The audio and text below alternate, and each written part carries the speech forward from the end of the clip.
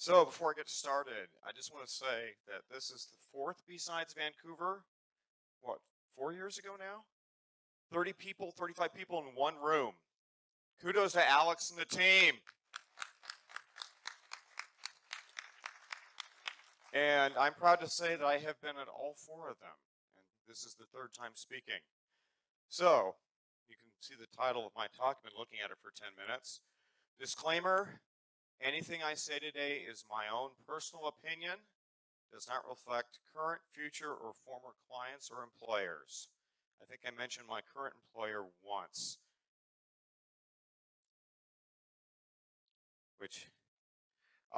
so we talk a bit about healthcare challenges and opportunities, talk about what we do about it, and then summarize. Kind of a pretty basic agenda. But first of all, who is Bob Fruth? So I spent 19 years at Microsoft, did a bunch of different things. The last 2.5 years was the security and privacy program manager for the core of the Bing search engine. Wrote several SDL requirements and published some updates to the crypto SDL. Before Microsoft, worked at a bunch of different companies and a lot of different products. And about a year and a half ago, I got intrigued by the medical records space and the challenge of putting patient and clinical data in the cloud. So now I'm at GE Healthcare, protecting medical data one record at a time. Challenges and opportunities. Well, healthcare has some unique challenges. First of all, there's the privacy of patient information. Patients expect their providers to keep their information private. Providers, I believe, are required to take, providers, by providers I mean doctors, nurses, medical personnel, are required to take the Hippocratic Oath, which comes out of the ancient Greeks. The World Medical Association created the Declaration of Geneva in the wake of World War II. This is the most recent edition, which I think dates from 2006 or 2008. You can find these quotes directly in Wikipedia. Full disclosure, Wikipedia is one of my most useful information sources. There are also medical privacy laws. People have mentioned HIPAA. Canada has PIPEDA, or I'm not sure exactly how it's commonly pronounced in Canada. But bottom line is most federal jurisdictions on the planet either have or will have privacy laws that tell providers and people who handle patient data what they can and can't do with the information. And then there are regulatory challenges. There's a significant number of regulatory government regulations, and they generally change on an annual basis. Data privacy, again, regulatory applies to that. And government agencies are increasingly able to levy large fines. So this was an example from October against St. Joseph's Medical Center. The U.S. Department of Health and Human Services levied a fine of $2.14 million US dollars for a breach of 31,800 records. Now, the breach was active for a year, which probably directly correlates to the size of the fine. But if you do the math, that's $67 per record. That would buy a lot of beer. And of course, then you talk about medical devices, which have to be reviewed and approved before they can be used. You know, certainly if I'm going to have an X-ray machine taking pictures of my teeth or my head, I'd kind of like to have somebody who knows something about X-ray machines looking it over and saying, yes, that's approved for clinical use. Canada has Health Canada, US has the FDA. This cycle can be very time consuming. The good news is that regulatory agencies are waking up and understanding that a lot of these medical devices, more and more of them, have software in them. And the FDA actually in December issued post-market guidance, final post-market guidance that basically said, gee, if you have a component that needs updating, you can update it without going through another clinical review. That's huge. That basically means if we have another heart bleed that affects medical devices, we can go update them so they're secure. And I should say we can update them now so they're secure. And then there's an overriding factor. Patient safety. If we're talking medical devices, medical records, what have you, if it handles anything with patients, you kind of want to keep them safe. So consider some scenarios. I work with medical records software. Let's say you are a provider, a doctor, or a nurse, and you need to see Bob's records now for some reason. Or let's say Bob has allergies. You kind of like to know that he's allergic to certain antibiotics before you prescribe them for him. Or worse yet, until before you give him a shot with those antibiotics. You know, if you're in a hospital, the typical hospital bed, I think now has 15 different devices connected to it. The folks who are monitoring those devices really expect the data to be timely and accurate. Okay, but this is a security conference. You're talking about privacy and patient safety stuff, which is kind of interesting, but we're talking about security. So let's look at some security trends affecting healthcare. I feel like I'm echoing what other people have said. We all know that hacking attempts are increasing. The number of reported breaches is increasing. I would also claim that the unknown number of unreported breaches is increasing. You know, if you don't have to report a breach, you don't report it, but it still happened. More and more records are being exposed. Medical fraud is lucrative. Fraud in general is lucrative for criminals, but medical fraud is especially lucrative because not only do you have payment instruments and payment and money, but you also have things like prescription drugs and prescriptions that are controlled substances. And if you can do fraudulent prescriptions, you both can get reimbursed for them even if you didn't actually spend the money, and then you've actually got the drugs themselves. Insider attacks are also concerning. An IBM study that was published in December estimated that 68% of network attacks were insider attacks. And I don't know whether that was insiders who were malicious or whether that was insiders who were unwittingly carrying out an attack on behalf of some external attacker. The study didn't differentiate, but still, it's a significant percentage. And the last one was very sobering when I found it. Cybersecurity Ventures 2016 report. Cybercrime costs exceeding $6 trillion annually in 4 years. I guess on the bright side for all of us in this room, this does mean that cybersecurity is not going to go away and we will all have jobs in 4 years. And then there's big data, everybody's big buzzword of 2017. The first quote came out of the Healthcare IT digest that I subscribe to. It's one of the top priorities because data sharing has some real benefits if you're in healthcare.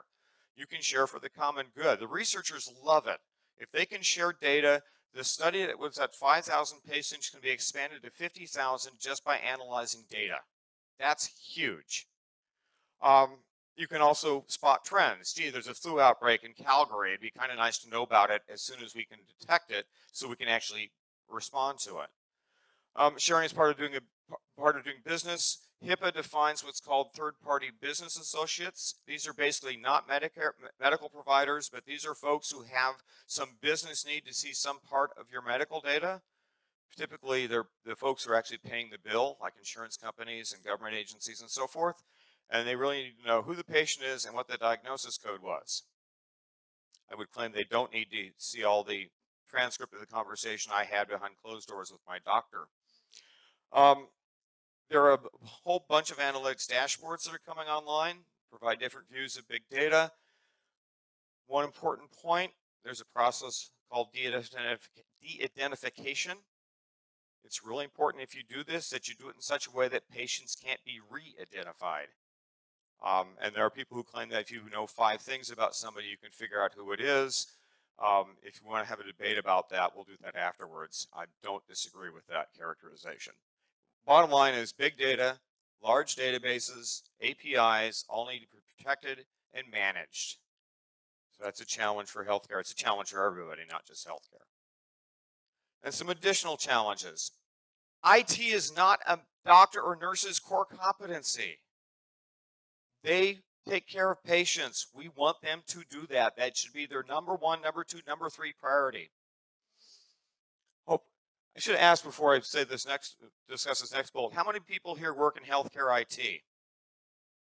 I see a few hands. I'm probably preaching to the choir when I say that money for IT is tight. And you have to support lots of history. You know, clinical devices tend to last 10 to 20 years. If you're spending $250,000 US or Canadian on an X-ray machine, you kind of like to get your money's worth out of it. On the software, in the software realm, you'll have a mix of vendor-provided applications and applications developed in-house, especially if you're a bigger provider like a chain of hospitals, and technology is often outdated. We heard a conversation yesterday, a presentation on ATMs that talked about Windows XP. And then there's inertia. Folks in the healthcare industry generally are very fearful of things that might break other things. Gee, don't put that update on, it might break. Our clinical network would prevent us from providing patient care now. That's a real concern. There's a very much a, the old cliche, if it ain't broke, don't fix it. And that's something that's very true. So it's a common refrain. So there's connectivity concerns as well. This is not common to healthcare, but there is a trend to connect everything to the clinic or hospital network and then connect the network to the web. API access is increasing. In fact, on a regulatory space, regulatory agencies are starting to look at that and saying, you need to provide it. And then, of course, they say, oh, you have to do so securely, but of course, they don't tell you how to do that. Clinical technology is often given dedicated networks. The question I would ask all of you who work in healthcare IT is, are those networks secure or private? You don't have to answer that question here. If the answer is no, we probably don't want you to answer that question here because there are a whole bunch of us who would know what to do with that answer. And then, of course, the Internet of Things. Let's connect every medical device to the network. What could possibly go wrong? Moral of the story, never assume that something won't be connected to the Internet. You get a comic like this, which will let you digest for a moment. This is your kitchen. But I like it because I could say this is my kitchen or my bank's main offices or the credit card company processing or my doctor's office or the hospital or what have you.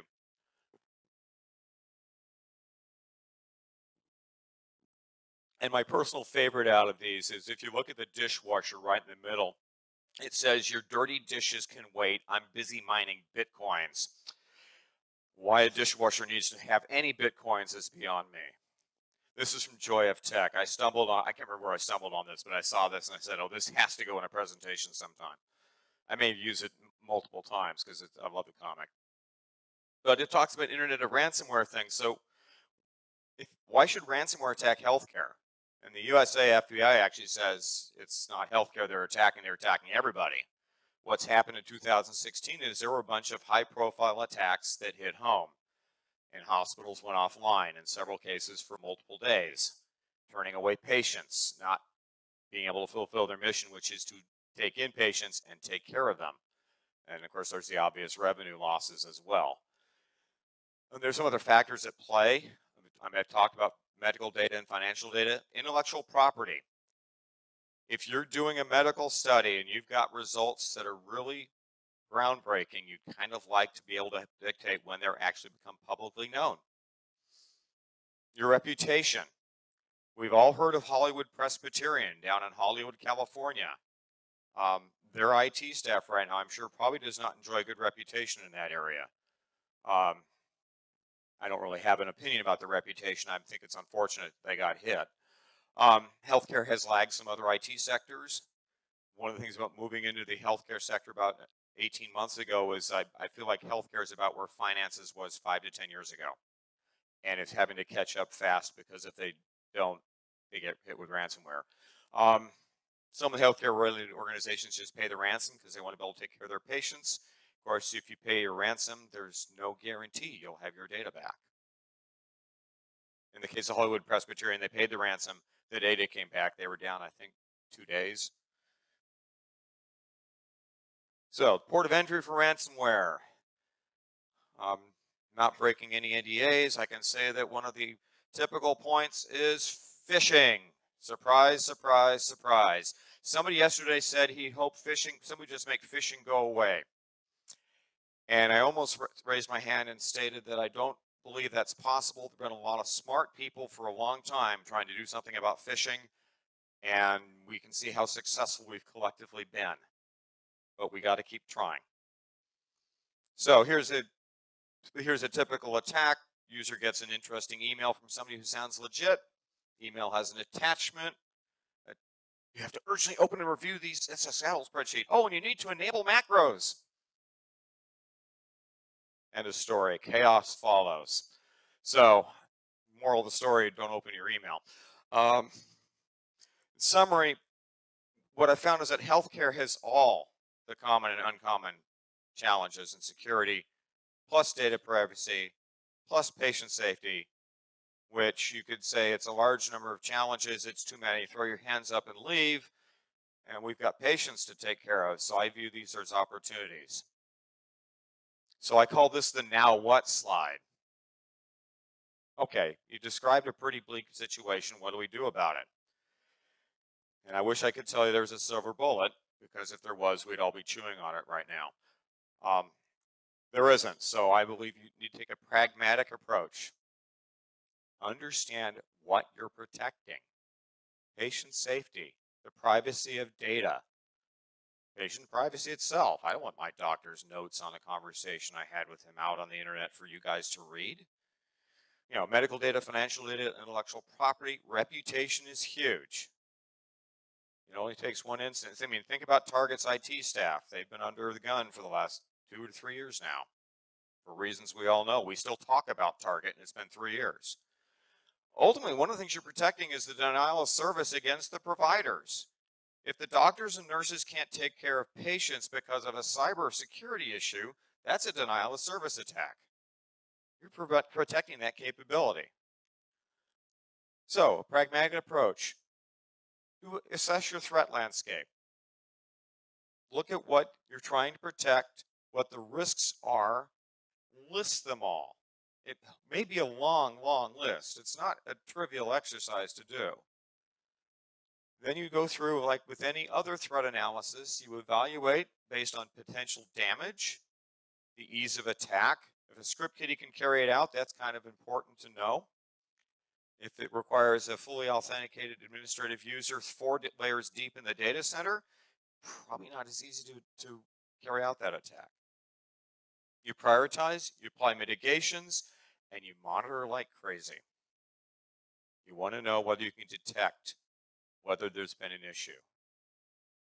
Ultimately, one of the things in security is you only know that you think you've done enough because you're monitoring and you don't see anything. And you have to assume the best. You got to leverage the easy conversations.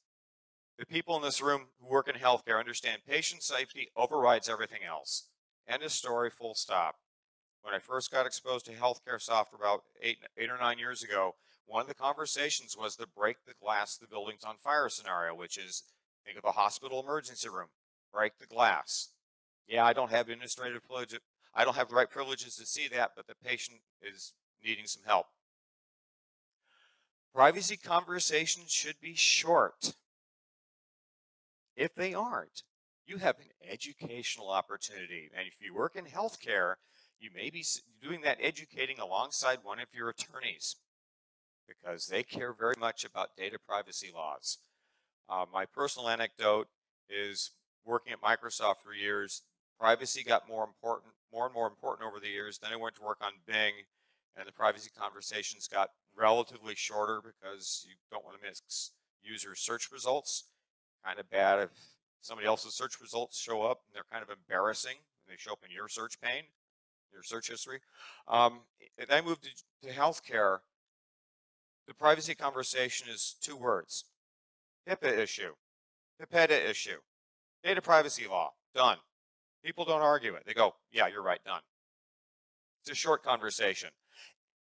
And there is a silver lining to ransomware. Healthcare security and healthcare IT now has people's attention. The conversation is different because there's that threat. You'd hope that healthcare providers are sitting here going, either they've been hit by ransomware, the second group probably hasn't been hit by ransomware and is going, why haven't we been hit? And the third group just has their head in the sand because they're not thinking things through. Which leads me to the next slide. Learn from others' experiences. Use their incident as a teaching tool. Why hasn't this happened to us? And within reason and well planned, consider doing a response drill. Now, obviously, you want somebody up the food chain to be approving this, so that if people go panicking, the top of the food chain can say, "No, this is a drill. Thank you very much. Here, we'll take the learnings from this and we'll go on." Because ultimately, it's if you're doing a drill, you don't want people trashing vacations and weekends just because it's a drill. You want to see how their immediate reaction is. The ideal case is they come out, here's the plan, they start executing it, and you pull the plug when they get to a point where they're going to talk to the PR folks about an incident. You want to leverage industry best practices. I'm a slightly admittedly biased about the Microsoft SDL, since I lived and breathed it now for 11 years, longer than that, 15 or 16. Wrote some pieces of it.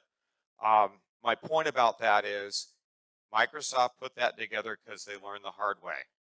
It's not that they learned everything right or that it is completely applicable to your situation, but it's a piece of information. It's an information source. I love OWASP. I work with a lot of teams doing application development. The OWASP cheat sheets are wonderful, absolutely wonderful. And there are any number of how-to information sources. I mean, Ransomware and Defense now has its own for Dummies book. Admittedly, this is actually Cisco licensing the image and the name and putting their own ransomware protection stuff in this. So it's a bit of a sales tool. But the point is, if Ransomware Defense has a for dummies thing, there's another information source. And this is not meant to be a plug for or against Cisco. I'm not familiar with the product. This actually came in another digest email I got, and I'm like, oh yes, I have to pull this in. You send it to my inbox, I can use the image. I want to talk a little bit about risks versus controls. Legislation and regulatory tends to focus on controls. You must have a control for this. You must have a control for that, which is good to a point. But control should mitigate risks. So I like to turn the risk versus controls conversation on its head and basically say, here's the list of risks. Here are the controls that mitigate those risks. Now, at the end of the day, if you take either approach, you should get to the bottom of the page and largely be in agreement with the set of controls you're going to put in place. But I would argue that if you've done a risk-based analysis, you'll have more confidence that the controls are actually the right set.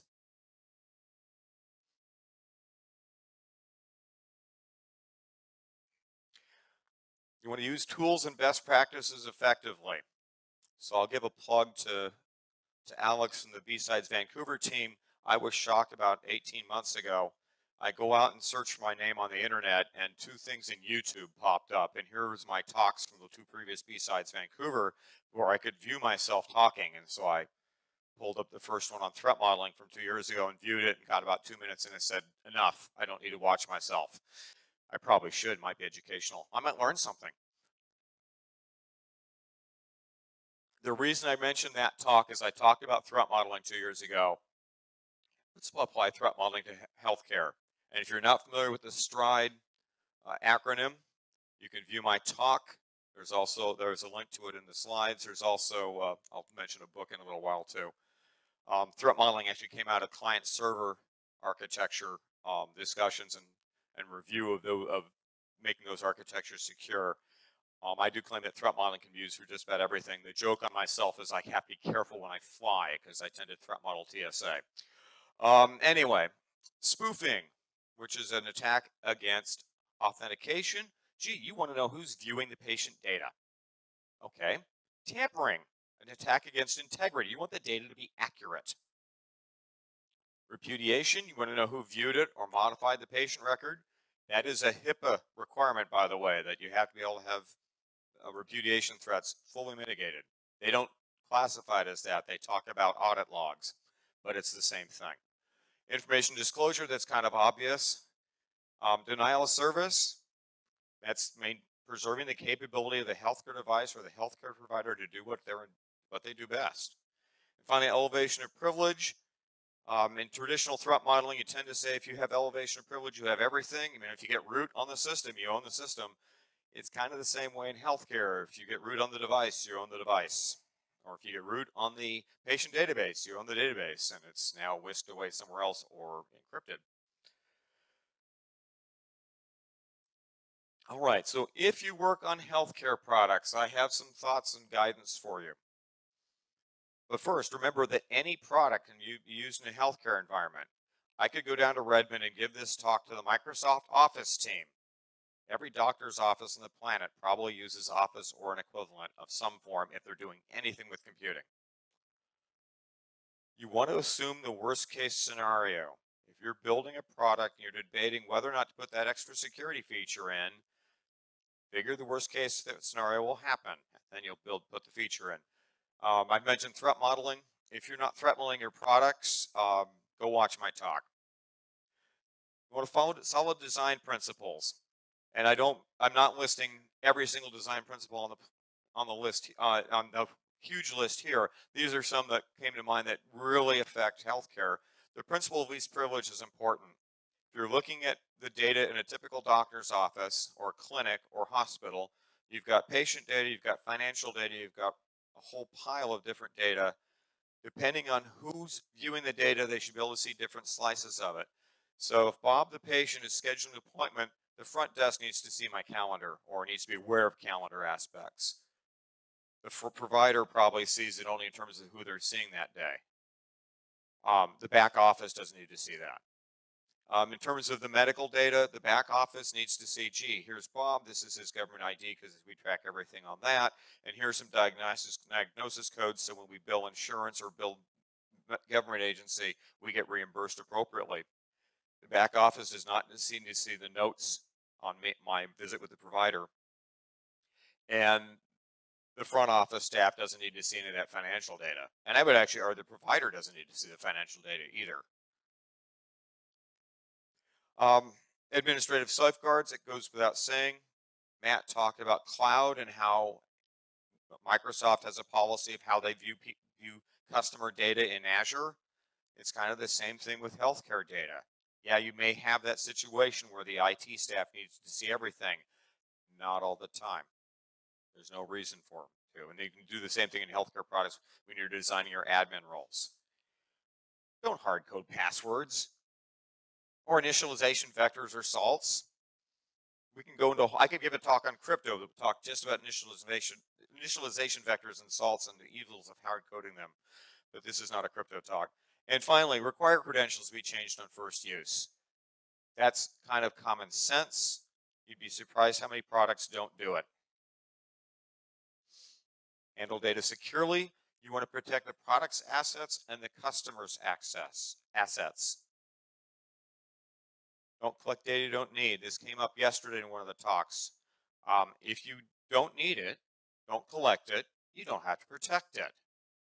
It's common sense. There are privacy laws that dictate what you can and can't collect. And of course, you have to, every website on the planet these days has a privacy policy that basically says, this is what we collect, this is how we use it, and this is how we get rid of it when we're done with it. And finally, logging. I mentioned this already. You don't want to log patient health information or personally identifiable information without protection. It means encrypted in transit and encrypted at rest. And if encrypted in transit, not using SSL v2 or v3 or even TLS1 these days. And I mentioned earlier that there's regulatory requirement for, at least for HIPAA, and I suspect Canada has the same thing. You have to be able to provide, as a product, you need to provide tamper-proof audit logs so that somebody can go through and see, oh, Dr. So-and-so saw Bob's health record on Tuesday, the 23rd of February. And the doctor couldn't change it, nor could the attacker, unless obviously they got administrative control on everything. During development and test, use the latest development tools. If you're using Visual Studio, for example, and you're building C or C++ code, use /GS, the canary, the stack-based canary that basically has made buffer overflows a thing of the past. And yet I still get the Computer Emergency Response Team digest, and I see buffer overflows in every weekly digest. And I'm like, really? Buffer overflows are so 2007. You want to aim for clean code. Static analysis is a good thing. It is a pain, especially if you ignore it for a while and you've got 50 or 100 or 500 or 1,000 warnings to go through. But clean code is going to be run better. It will probably have fewer bugs, and it will probably have fewer reliability issues. Now, next bullet, it's pretty obvious, but I'm going to beat that drum a bit anyway. Use the latest version of third-party components and open source software. Development engineers love to plagiarize each other's work, which is a fine thing. Open source is a great thing. Dropping a piece of open source in and then forgetting about it for 5 years is not. So you want to stay current. Heartbleed kind of was an eye-opener for many people because it kind of alerted them to the fact that, wow, there's versions of OpenSSL in all kinds of places. And then they all realized they had to go patch it because of that one particular vulnerability. If you're testing a healthcare product, or any product for that matter, think like an attacker. Attackers don't attack features. They attack vulnerabilities in features. They attack systems. If I'm an attacker, I don't think I'm going to own that product. No, they think I'm going to own that database that's deployed on that data center. And oh, by the way, I'm going to own the admin workstation over there, and I'm going to encrypt the mess. Encrypt the lot, create a mess. If your organization finds you don't have the right expertise, bring in some outside help. Security testing can be expensive. Penetration testers are a very specialized subset of test engineers. They're very good at what they do, many of them. They're not cheap necessarily. You get what you pay for. The bad news is the defender's dilemma. Attackers need to find one vulnerability, and you need to find all of them. Now, whether you fix all of them or not is a different conversation, and see my recording from B-Sides 3 years ago about prioritizing bugs. But if you know about the issue, then you can make a decision about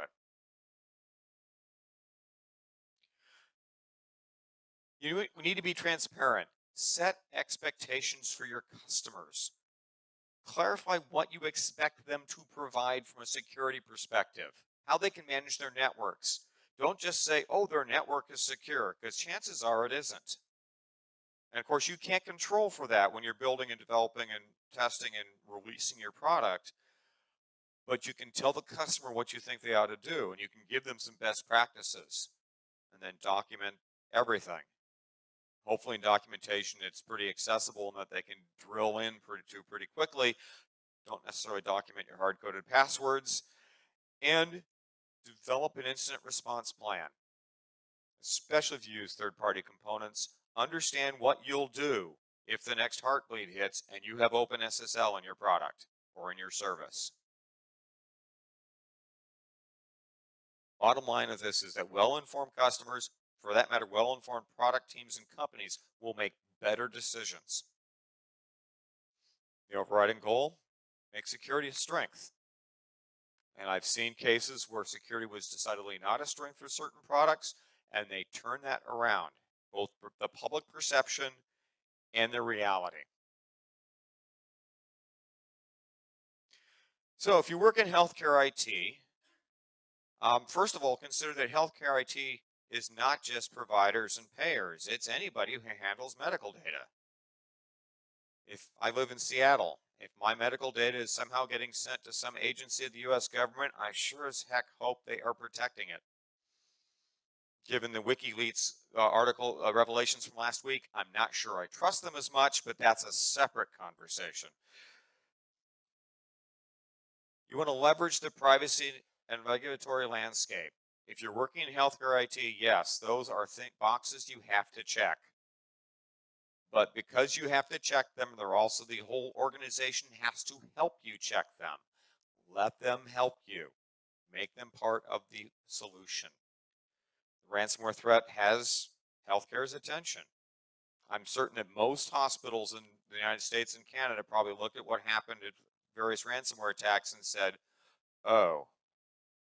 And then the next question was, are we next? I do feel it's very important to in healthcare to tie security to privacy and patient safety. You can't separate the three. You can tease out nuances that are specific to each of those. You know, for instance, I work at GE Healthcare.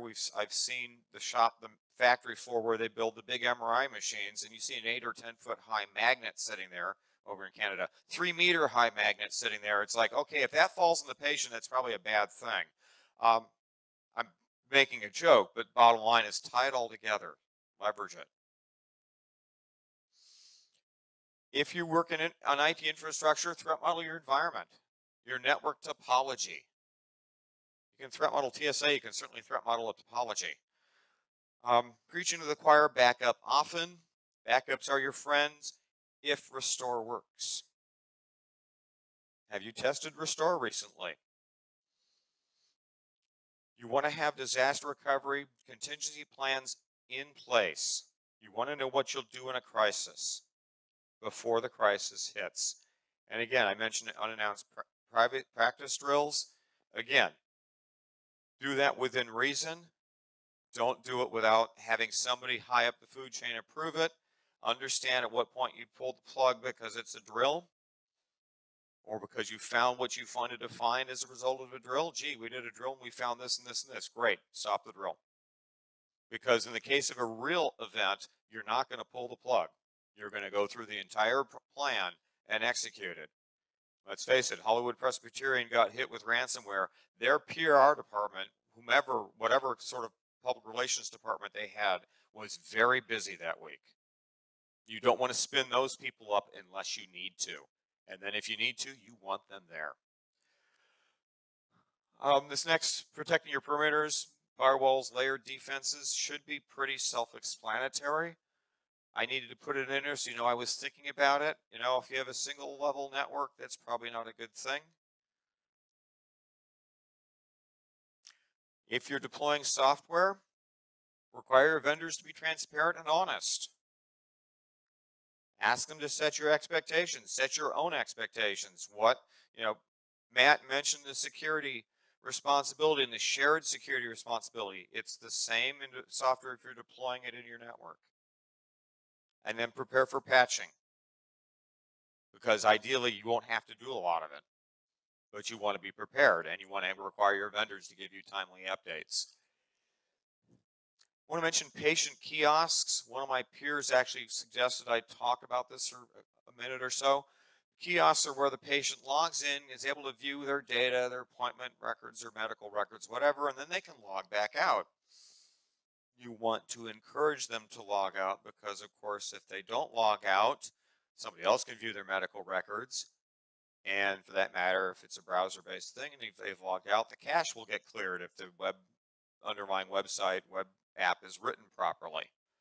If they don't log out, that won't happen, so you need to use timeouts.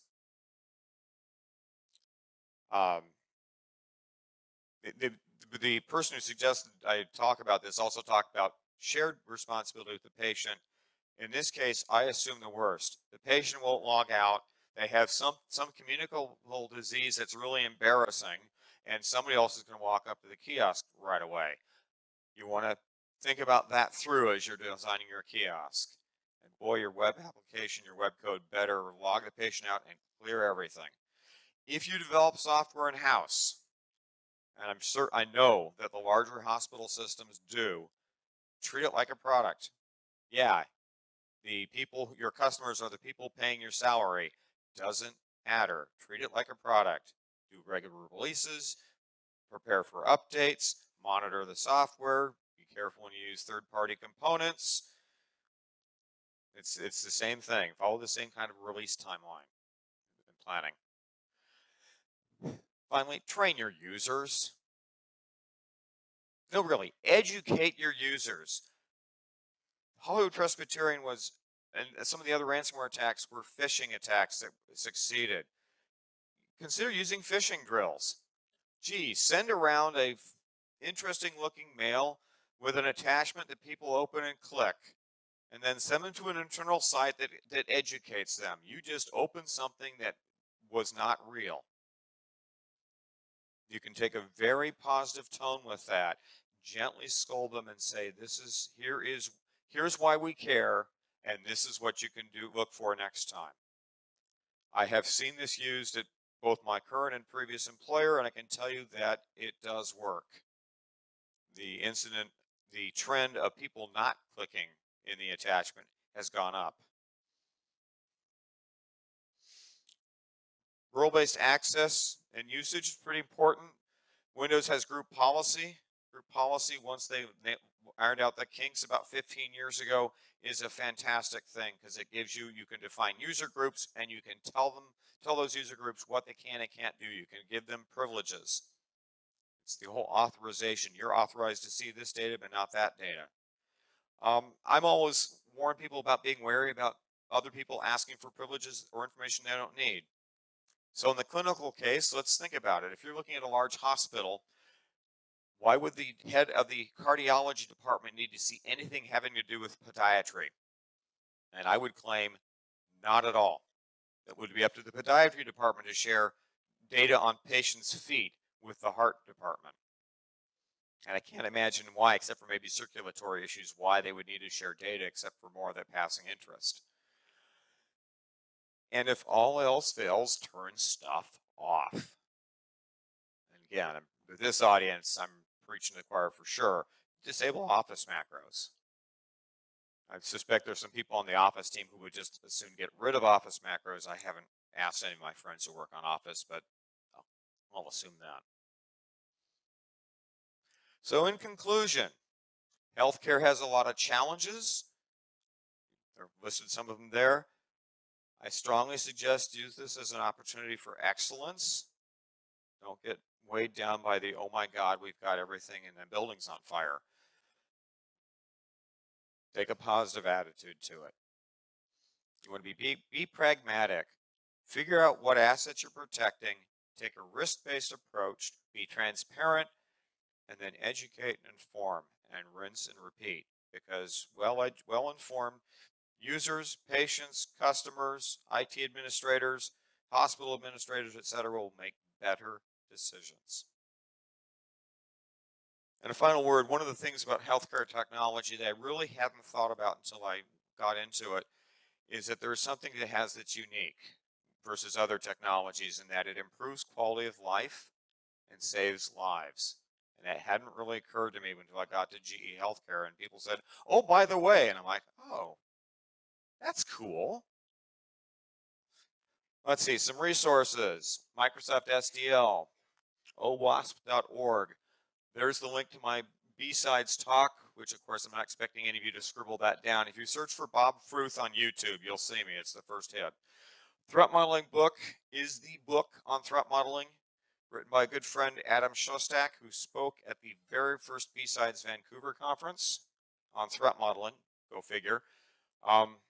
Full disclosure, he wrote that when we were both at Microsoft. My comment when I read it was that there were about 10 or 12 of us at Microsoft who could have written that book.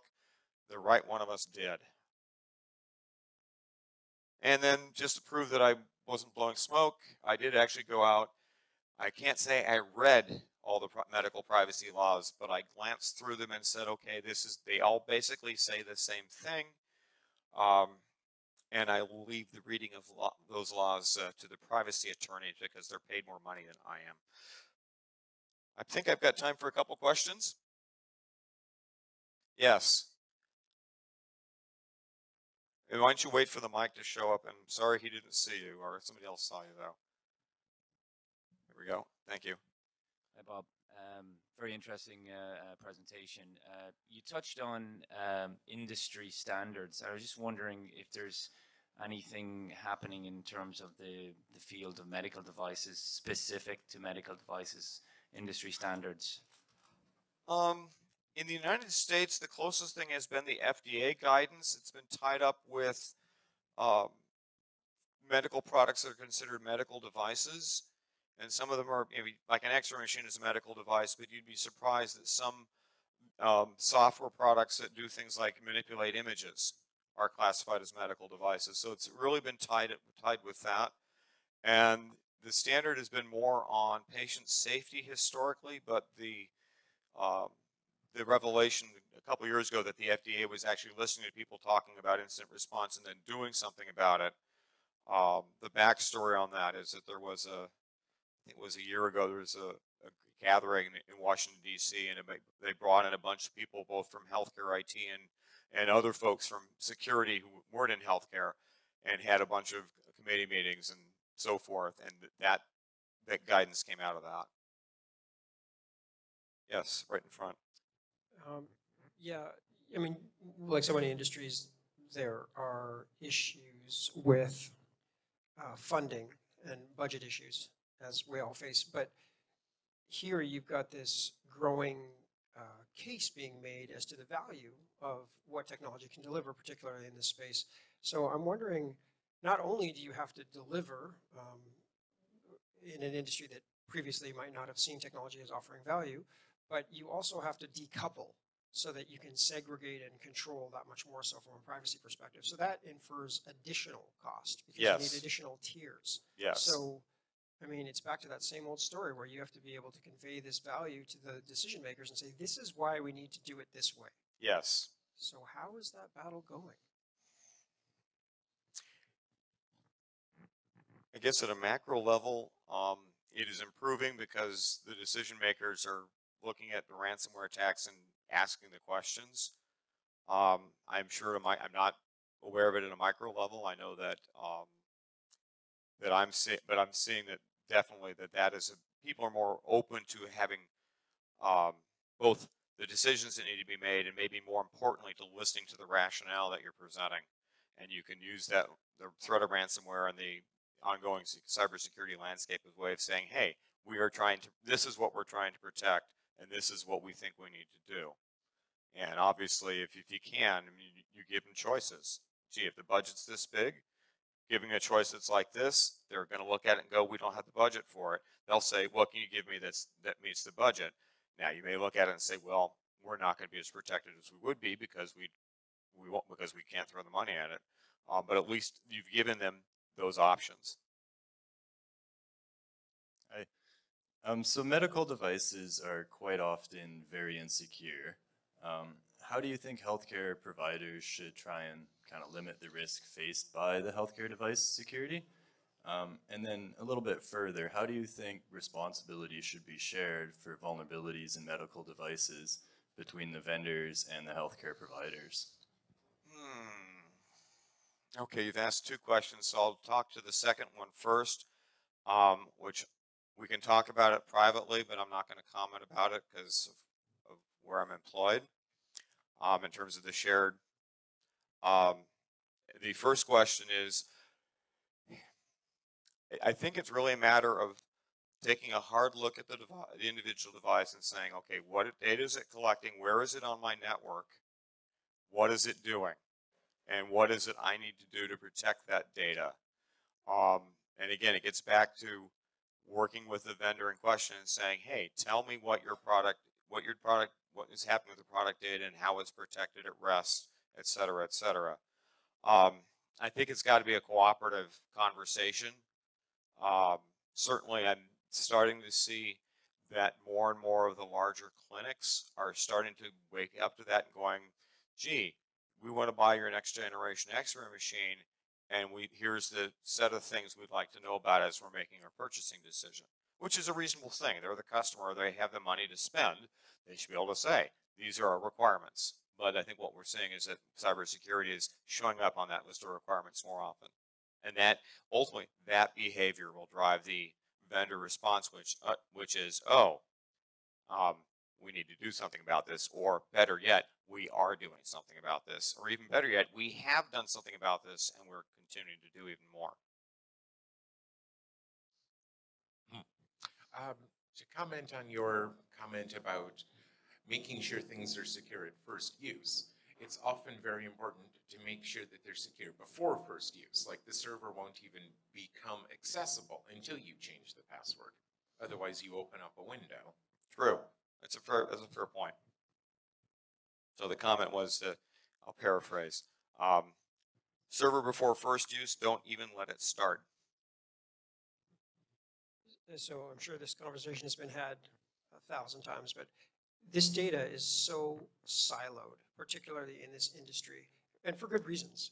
But has there been a growing conversation around the need to standardize this data to a certain degree where it can go beyond the private institutions and be provincially, from a Canadian perspective, or federally, structured in a way that not only would there be significant cost savings, but there would be significant shared development in and around security and et cetera.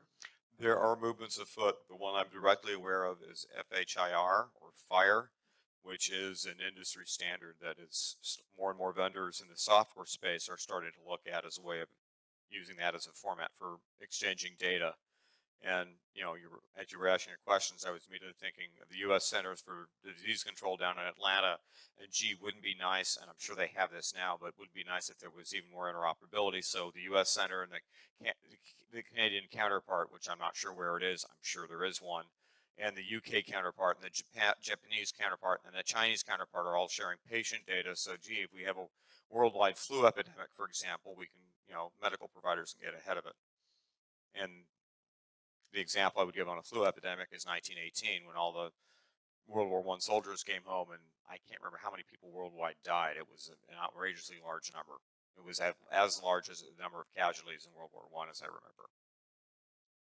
Personal note, I lost a great-grandmother, I think, in the flu epidemic. So, no more questions? Well, thank you all for hanging out to the bitter end and hearing me out.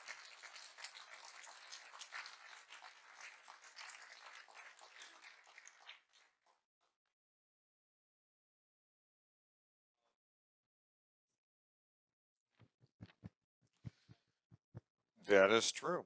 Thank you very. Hello, test. Thank you very much, Bob.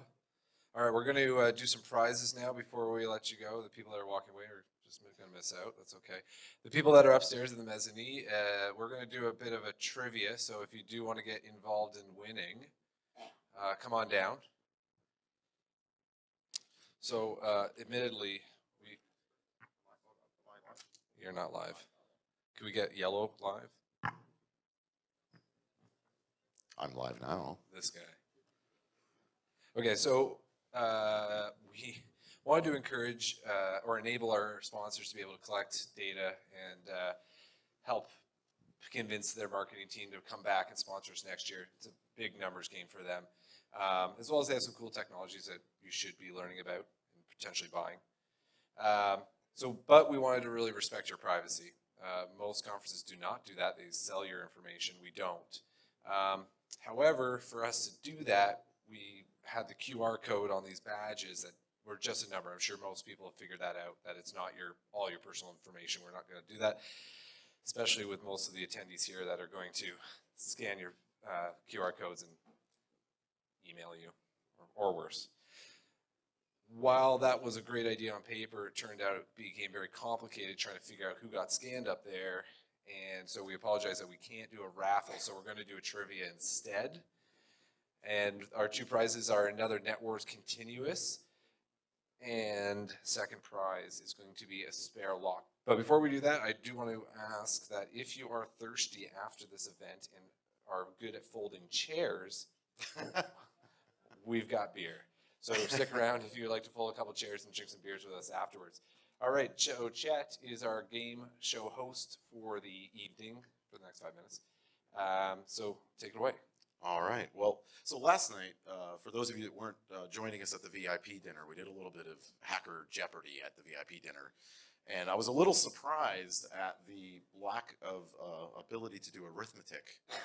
I had 31 questions, as you would on a Jeopardy board. You got 6 categories with 5 answers per category. And of those 30, 29 were answered correctly. But one of them, the ports of call category, which is port mathematics, was answered incorrectly. So I thought we'd have a little remedial arithmetic on port trivia for the prizes. Since some of you seemed to, you can pull your calculators out if you were here last night, because apparently you couldn't get to the correct answer. And we'll start out with the grand. We're going to start with the grand prize, right? So if you're ready for this, we've got port mathematics here. For the grand prize, we have SOX minus message submission protocol minus 50. Now, no yelling out. You have to raise your hand. Please put a hand up if you have the answer. If you yell that is out. SOX minus message submission minus 50. And you can give me either the number or the name of the protocol that is the answer. Uh-oh, too hard. Nobody wants a grand prize. Well, No, I don't that's see right. any We calculators need either. some Jeopardy music here. We need While people are thinking. do-do-do-do. No one's doing it? Too hard? Uh-oh. Do I have to go to number 2?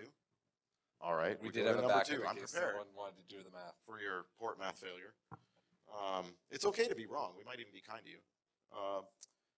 This time we have 20 times FTP data plus who is. Oh, everybody's so tired. They're just trying to make us fail. It seemed like a good idea on the cue card. 20 times FTP data plus who is. Cheating is allowed.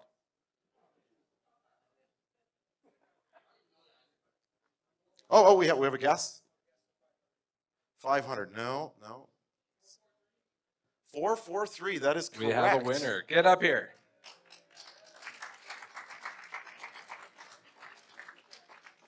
So FTP data is 20 times 20 is 400 plus who is, which is 43. That's not even a deprecated protocol. We didn't even go for Archie and Veronica here. Like we stayed in we didn't go too far off the charts.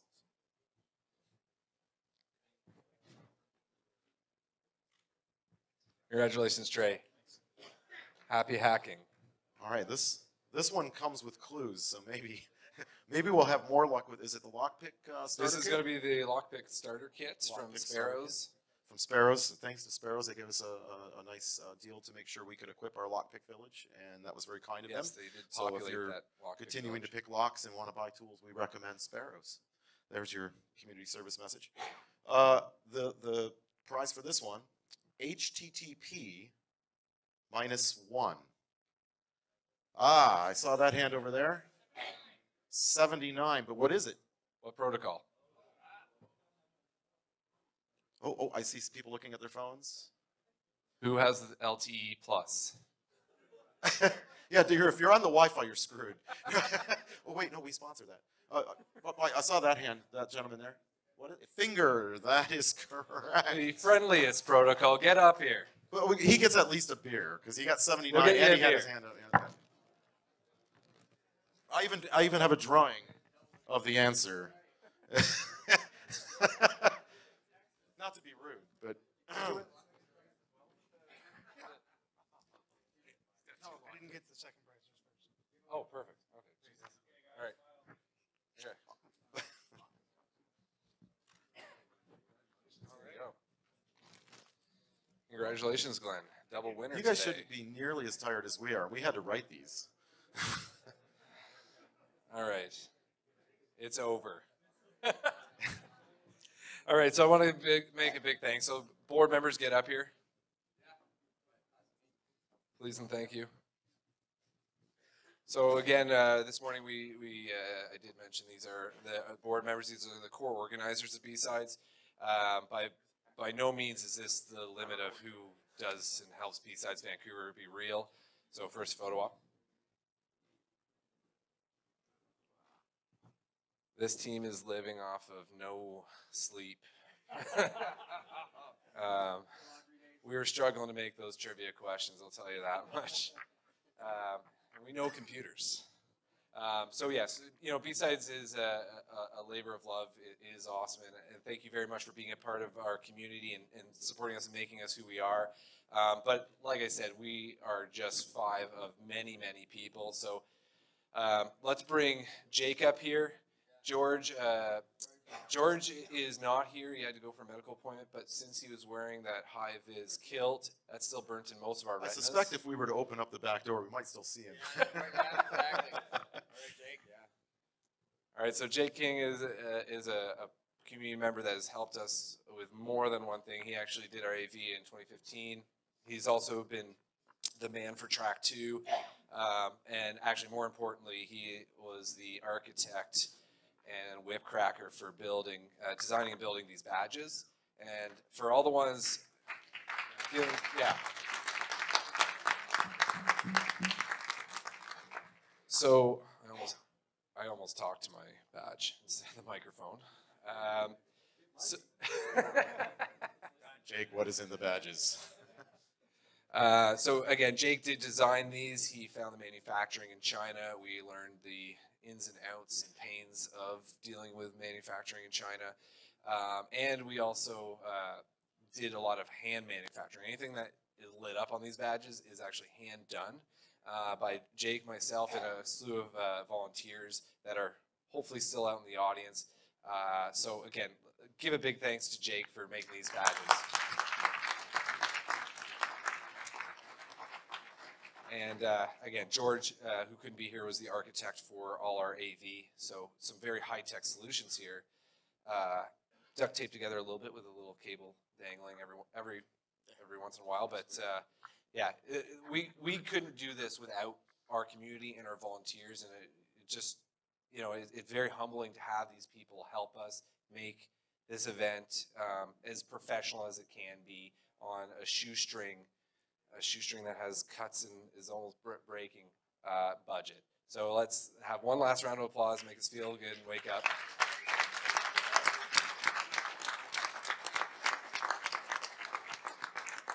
Thank you. And I would do a mic drop, but it's not my microphone. So have a great day or evening. Thanks, guys.